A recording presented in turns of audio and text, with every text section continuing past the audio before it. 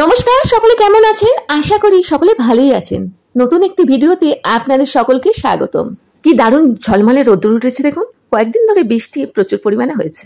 এবার আকাশটা একদম পরিষ্কার হয়ে গেছে, তাই এত সুন্দর রোদ্দুর উঠেছে। আজকে গিয়েছিলাম ওই বাড়িতে, কয়েকটি বেগুন আর এঁচড় হয়েছে অনেক, তো সেইগুলোই একটুখানি দেখতে গিয়েছিলাম, আর সাথে কিছু থাকলে তুলেও আনবো এই হিসেবেই গিয়েছিলাম। চলুন দেখাই কি সুন্দর সুন্দর বেগুন আর এঁচড় হয়েছে। বেগুনগুলো মূলত সাদা বেগুনও লাগানো হয়েছিল আর কালো বেগুনও লাগানো হয়েছে। সাদা বেগুনের গাছগুলো একদম ছাগলে খেয়ে নিয়ে চলে গেছে জানেন, আর কালো বেগুনটা হয়েছে, ওটা বেড়া দিয়ে ঘেরাও ছিল, কয়েকদিন আগে খুলে দেওয়া হয়েছে, তাই কালো বেগুনগুলো খুব ভালোভাবেই হয়েছে। আর গাছে কত এঁচড় ধরেছে দেখুন, একদম ছোট ছোট এঁচড় ধরেছে, একটু বড় হলেই তুলবো। তাও দুটো তোলা হয়ে গেছে, বেশ বড় বড় হয়েছিল ওপর দিকে, ওই দুটো তোলা হয়ে গেছে, আর এই নিচেরগুলো একদম ছোট। এখন তো এঁচড়ের তরকারি খেতে এত ভালো লাগে না আমার, সত্যি দারুণ লাগে। আর একটু বড় হোক তারপর তুলে নেব, না হলে আশপাশের মানুষগুলো বড্ড তুলে খেয়ে নেয়, একটাও গাছ থেকে ফল ফুল কিছুই পাওয়া যায় না। তারপর এই বাড়িতে এসে জামা কাপড়গুলো যে কাঁচা হয়েছিল ছাদ থেকে তুলতে গেলাম, এত প্রচণ্ড পরিমাণে রোদ বেরিয়েছে না, মানে পা রাখাই যাচ্ছে না। তা জামা কাপড়গুলো সত্যি কালারগুলো একদম ঝলসে যাবে। কি সুন্দর গাছে ফুল ফুটেছে দেখুন, একদম সাদা অপরাজিতাতে একদম পুরো ছাদটা ছেয়ে গেছে, প্লাস নিচে অবধি চলে গেছে। আর এই সাদা অপরাজিতার গাছগুলো একদিন দেখাবো আপনাদের সকলকে। এদিকে জুতো পরছিল আমার কাকুর ছেলে, ও খেলতে যাবে বলে। ওকে জিজ্ঞাসা করছিলাম, কিরে কিঙ্কর বাড়িতে একাই খেলতে যাবি? বলছে হ্যাঁ দিদি, আমি একাই খেলতে যাব।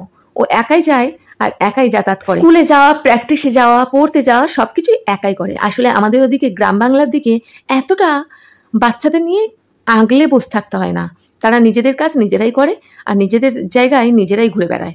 কিন্তু আমাদের এখানে শহরের দিকে বাচ্চাদের সব সময় চোখে চোখে রাখতে হয়।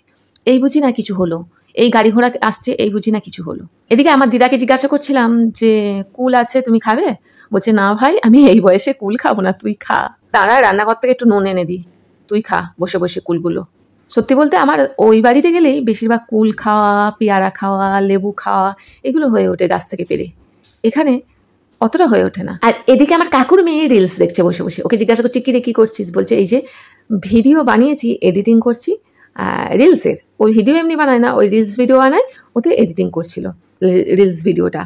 তারপর কথা বলতে বলতে চলে এসেছি। আর এই ভিডিওটা হচ্ছে সেদিন পূর্ণিমা যে হয়েছিল সেই দিনের রাতের ভিডিও। আমার ভিডিওটা এডিট করে একদমই ছাড়তে পারিনি, কিন্তু কত সুন্দর পূর্ণিমার রাতের ভিডিওটা কি মিস করা যায়, তাই রেখে দিয়েছিলাম এডিট করে দেবো বলে। দেখুন কত সুন্দর চাঁদ উঠেছে। সত্যি করে ছোটবেলার সময় এরকম চাঁদ উঠলে ছাদের মধ্যে মাদুর পেতে একভাবে চাঁদের দিকে তাকিয়ে থাকতাম আর দেখতাম সত্যি কতটা সুন্দর দেখতে চাঁদটাকে। আচ্ছা, আপনারাও কি এরকম পূর্ণিমার রাতে চাঁদ বসে বসে দেখেন আমার মতো? আমি তো ভীষণ ভালোবাসি এবং দেখারও চেষ্টা করি প্রায় পূর্ণিমার রাত্রিগুলো। ভিডিওটি এখানেই শেষ করছি। সকলে ভালো থাকবেন, সুস্থ থাকবেন, আর ভিডিওটি ভালো লাগলে একটি লাইক কমেন্ট অবশ্যই করবেন। আর যারা নতুন ভিডিওটি দেখছেন তারা অবশ্যই সাবস্ক্রাইব করে যাবেন প্লিজ, এটা অনুরোধ।